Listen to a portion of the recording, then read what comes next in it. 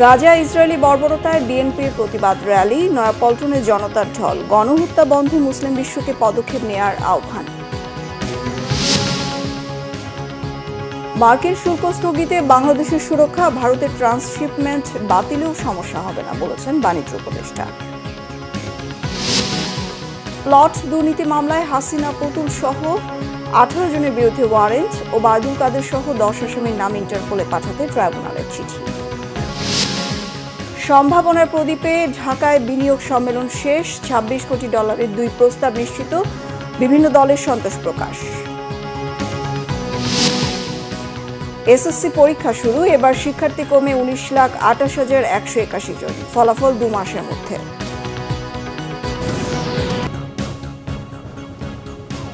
Ground cement সংবাদ শিরোনাম দেখছিলেন। ফিলিস্তিনিদের ওপর ইসরায়েলের বর্বরোচিত হত্যাকাণ্ডের প্রতিবাদে বিক্ষোভ র্যালি করেছে বিএনপি। র্যালি পূর্ব সংক্ষিপ্ত জমায়েতে বিএনপি নেতারা বলেন, ফিলিস্তিন নিয়ে মুসলিম বিশ্বের ভূমিকা প্রশ্নবিদ্ধ।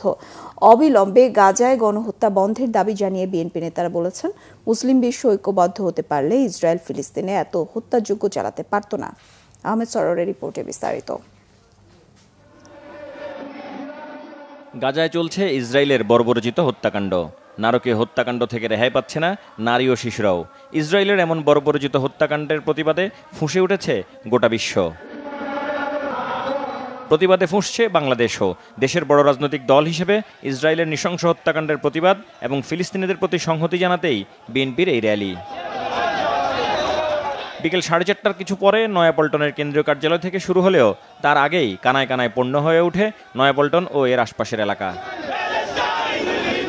গাজা ও রাফায় নির্বিচারে নারী শিশুসহ ফিলিস্তিনের জনগণকে হত্যার প্রতিবাদ জানাতেই রাস্তায় নেমে আসে ছাত্রদল, যুবদল, স্বেচ্ছাসেবক দল, কৃষক দল ও মহিলা দল সহ ঢাকা মহানগরের বিভিন্ন প্রান্ত থেকে আসা বিএনপির নেতাকর্মীরা। নয়াপল্টন ও এর আশপাশের এলাকা পরিণত হয় জনসমুদ্রে। নয়াপল্টন ছাড়িয়ে জনস্রোত ছড়িয়ে পড়ে নাইটেঙ্গেল ও ফকিরাপুলের এলাকায়। এ সময় ফিলিস্তিনের পতাকা হাতে নানা প্রতিবাদী স্লোগান দেন তারা। অবিলম্বে ফিলিস্তিনে ইসরায়েলের নৃশংস হত্যাযজ্ঞ বন্ধের দাবি জানান নেতাকর্মীরা।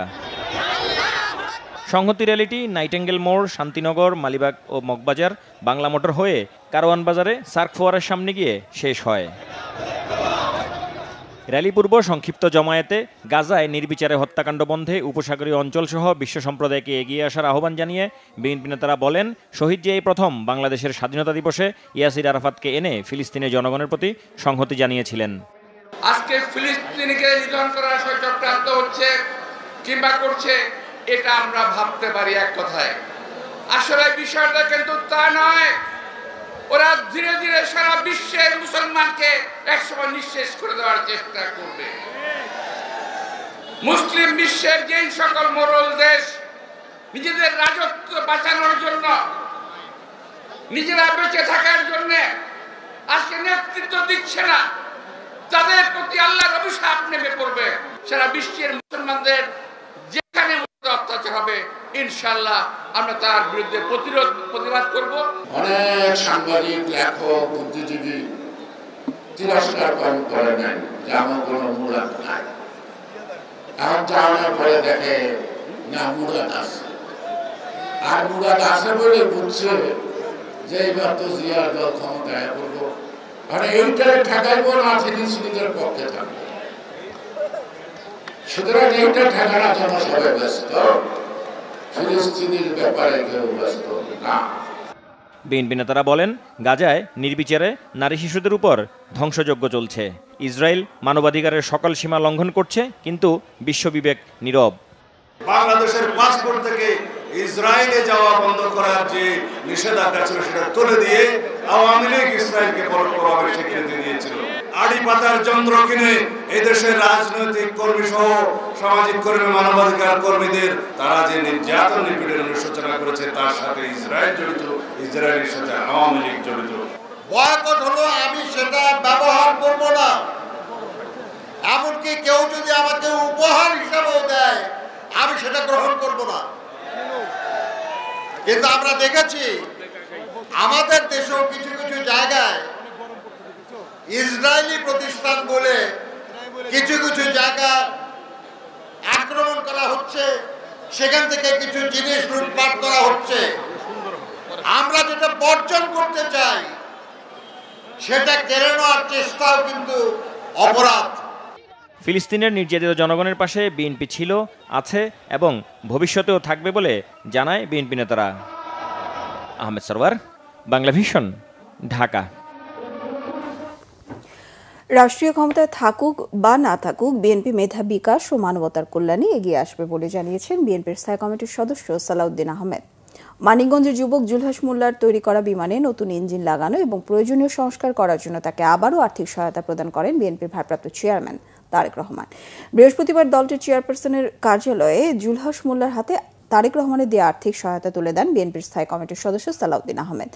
পেশায় ইলেকট্রিক মিস্ত্রি হয়েও আল্ট্রালাইট আরসি মডেলের একটি বিমান তৈরি করে সম্প্রতি দেশ ও বিদেশে আলোড়ন তোলেন জুলহাস মিয়া। এ সময় সালাউদ্দিন আহমেদ বলেন, মেধার বিকাশে মানবতার কল্যাণে কাজ করে যাবে বিএনপি। এবার সোশ্যাল ইসলামী ব্যাংক অর্থ বাণিজ্য সংবাদ।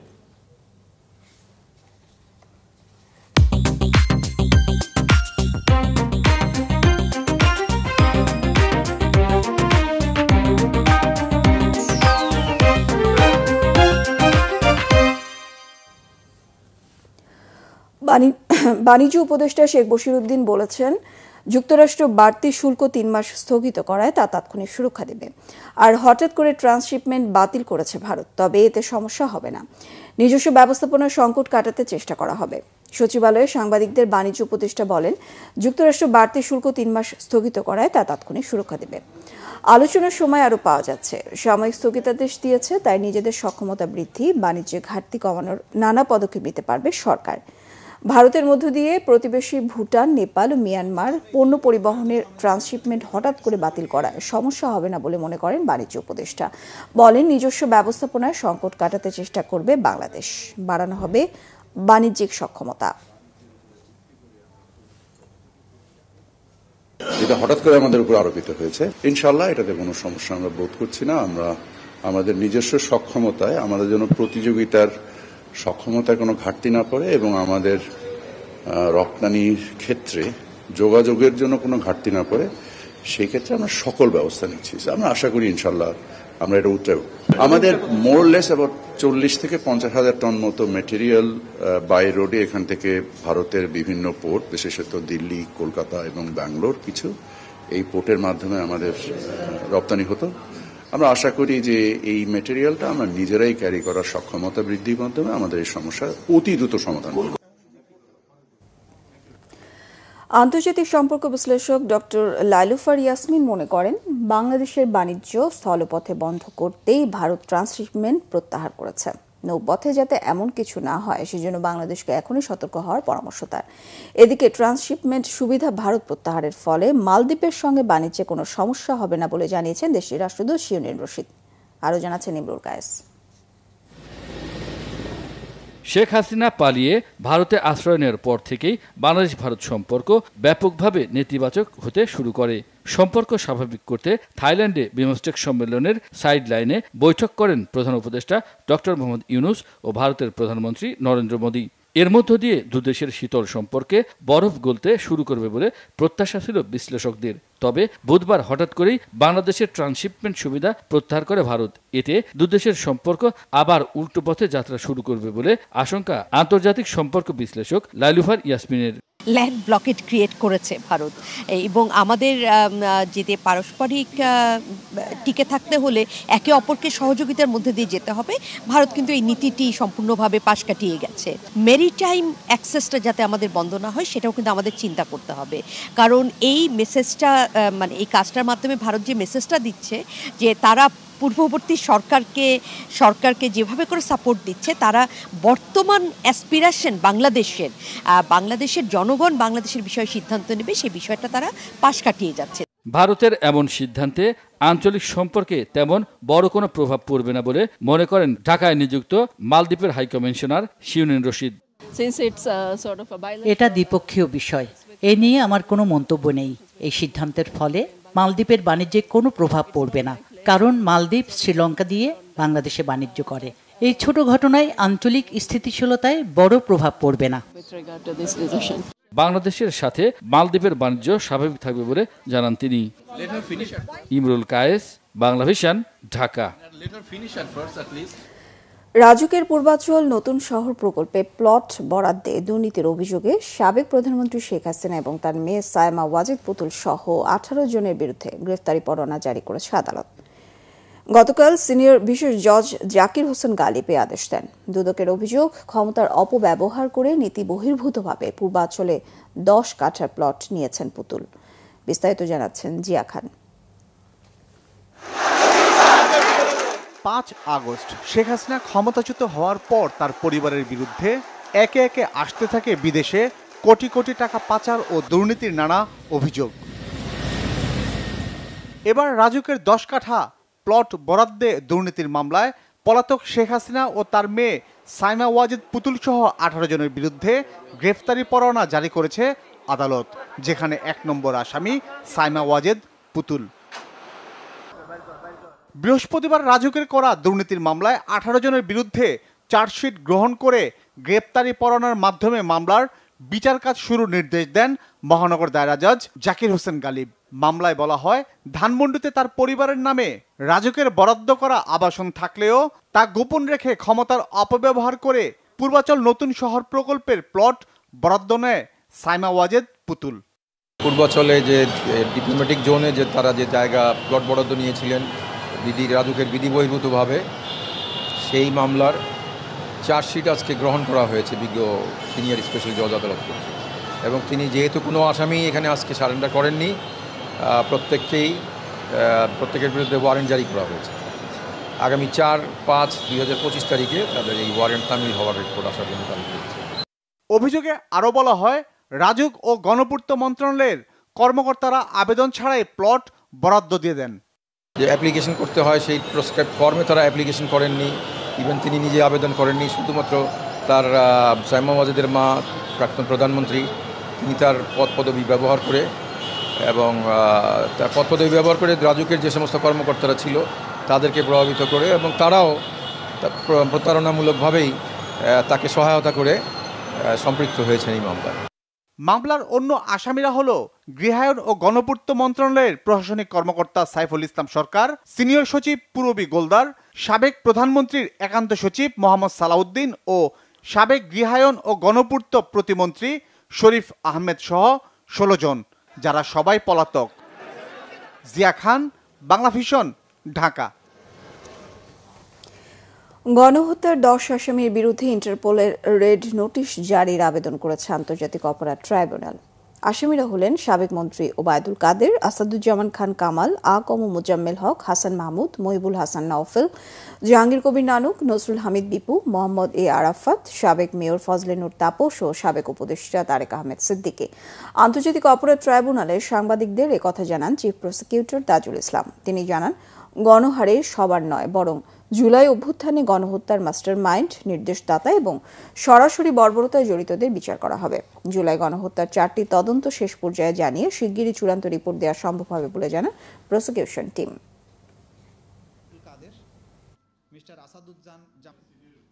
আমরা যাদের বিরুদ্ধে আজকে এই রেড নোটিশ অথবা ইন্টারপোলের মাধ্যমে রেড নোটিশ জারি করার জন্য পাঠিয়েছি তারা হলো mister Obaidul Quader, mister Asaduzzaman Khan Kamal, mister A.K.M. Mozammel Haque, Mohammad Hasan Mahmud, Jahangir Kabir Nanak, Sheikh Fazle Noor Taposh, Mohibul Hasan Chowdhury Naufel, Nasrul Hamid Bipu,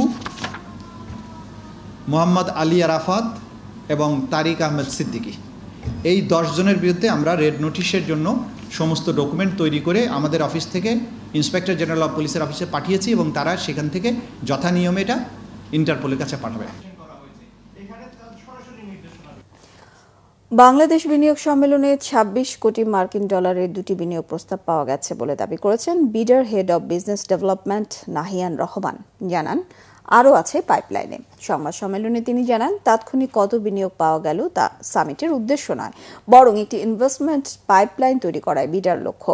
এদিকে বিডার এই আয়োজনের প্রশংসা করেছে রাজনৈতিক দল এনসিপি এবং জামায়াত।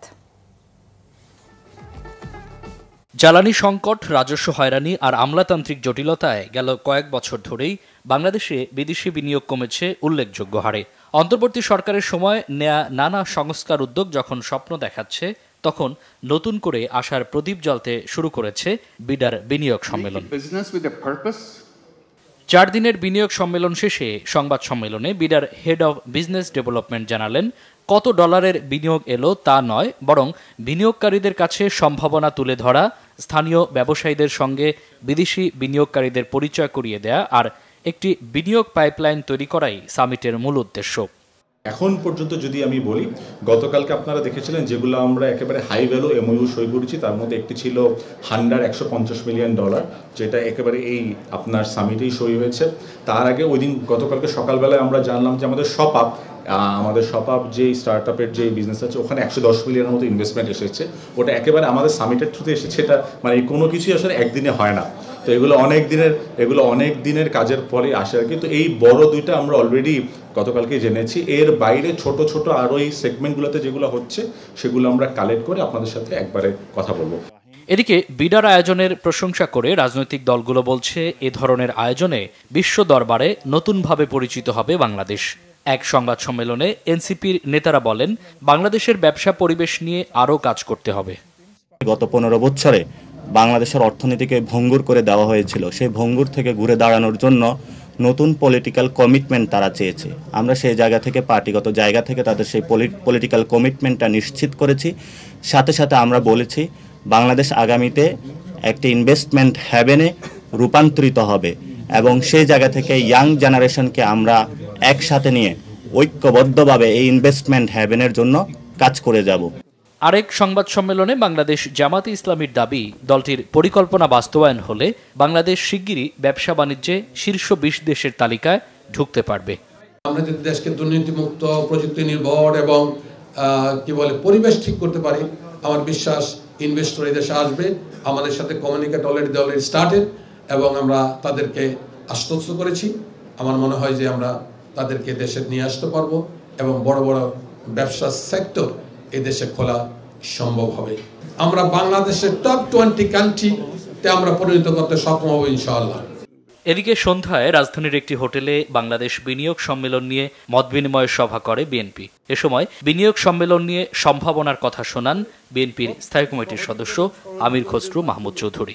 যে বাধা বিপত্তির মুখে বিনিয়োগকারীরা বাংলাদেশে পড়ে, সেটা যাতে না পড়ে আগামী দিনে, তার জন্য আমরা যে আমূল পরিবর্তন আনতে যাচ্ছি। যেমন ইনভেস্টর আসার পরে প্রজেক্টটা শুরু করার জন্য বিডাতে প্রত্যেকটা ইনভেস্টরের জন্য একজন ক্যাপ্টেন থাকবে, পুরো প্রজেক্ট A to Z এই ক্যাপ্টেনের দায়িত্ব থাকবে।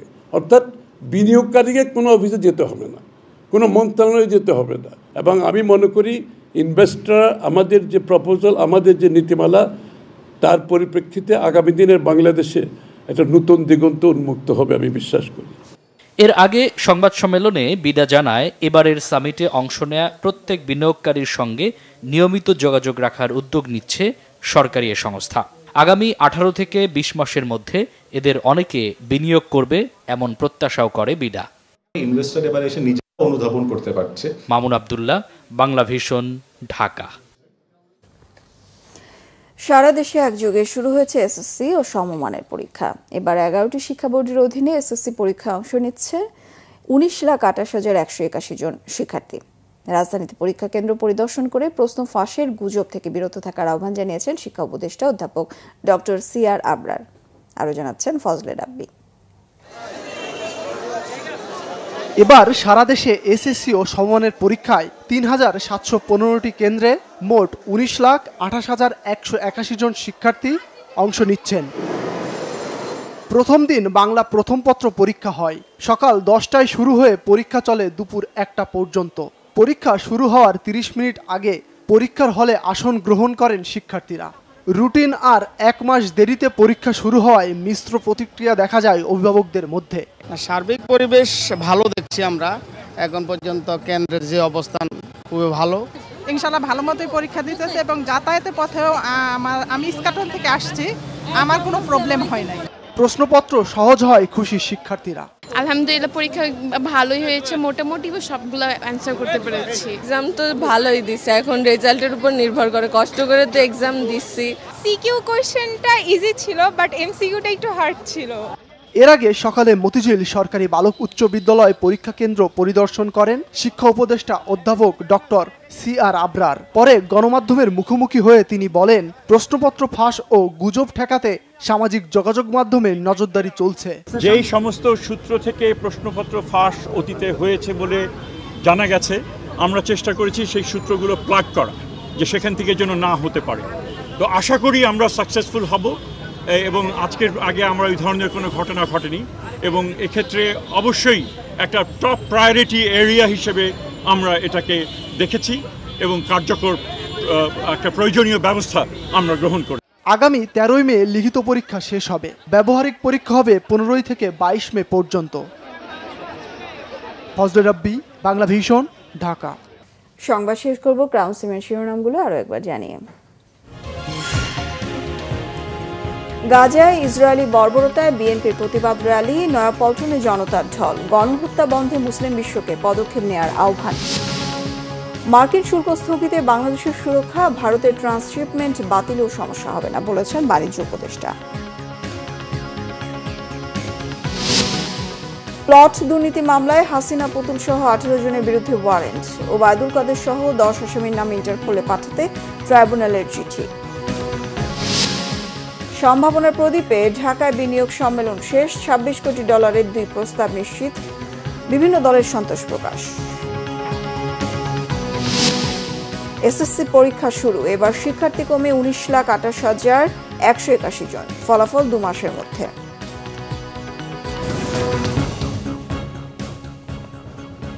এই ছিল এখনকার মতো, পরের সংবাদ সকাল 10টায় 9টায় থাকছে নিউজ টপ 10, দেখার আমন্ত্রণ রইল। এছাড়া বাংলা বিষয় সংবাদ ও সংবাদ সংশ্লিষ্ট অনুষ্ঠান দেখতে ভিজিট করুন www.bbnews24.com ও facebook.com/banglavisionnews, সাবস্ক্রাইব করুন youtube.com/banglavisionnews। সঙ্গে থাকায় ধন্যবাদ সবাইকে।